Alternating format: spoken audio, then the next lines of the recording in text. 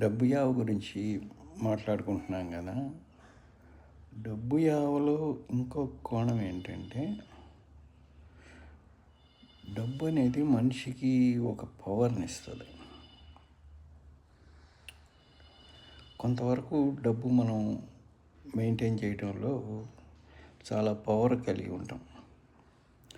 దానివల్ల మనం కోరుకున్నది పొందొచ్చు, కోరుకున్నది కొనుక్కోవచ్చు, కోరుకున్న చోటుకి వెళ్ళొచ్చు, కోరుకున్న ఫుడ్ తినచ్చు. సో అది పవర్ఫుల్ ఆయుధం లాంటిది.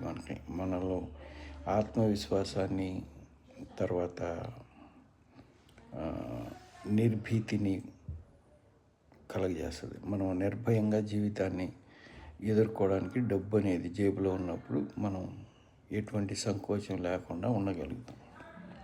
డబ్బు చేతిలో లేకపోతే అనవసరమైన భయాలు, రేపు ఎలా, ఏం చేద్దాం, అది ఎలా చేద్దాం, ఇది ఎలా కొందాం, ఇలాంటి భయాలు, సందేహాలతో జీవితం కొంచెం అస్తవ్యస్తం అయిపోద్ది. అందుకనే చాలామంది డబ్బులు పొదుపు చేసి అట్టే పెట్టుకుంటారు.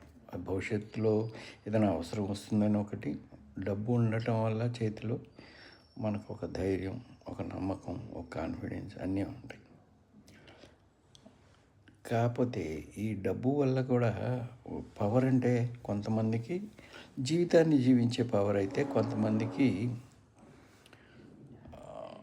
బయట పరిచయాలు, గొప్ప గొప్ప వాళ్ళతో పరిచయాలు, రాజకీయ నాయకులతో పరిచయాలు, విలాసవంతమైన కారులో తిరిగితే అవతల దొరికే మర్యాదలు, అది కూడా ఒక రకమైన పవరే. దానికోసం కూడా చాలామంది వెల్త్ని బాగా అమాస్ చేస్తారు, అంటే కూడబెట్టుకుంటారు. అది కూడా శృతి మించితే మరి యావలోకి అయిపోతుంది.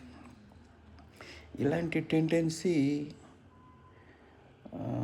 కొంత మందిలో కనపడుతుంది. ఎక్కువగా ఈ అవినీతి అధికారులు, ఎప్పుడైనా అవినీతి నిరోధక శాఖ దాడి చేస్తే పట్టుబడ్డ వాళ్ళు, రాజకీయ నాయకులు, వీళ్ళందరూ అంతులేని సంపదని కూడబెట్టుకుంటారు. అది వాళ్ళకి పవరే కాదు, తర్వాత ముందు ముందు కూడా ఎన్నో రకాలుగా వాళ్ళ కార్యకలాపాలు నడుపుకోవడానికి పనికొస్తుంది. కానీ తినలేనంత డబ్బుని దాచిపెట్టుకుని దాన్ని ఉంచుకోవడం వల్ల ఎవరికి లాభం? ఆలోచించాలి.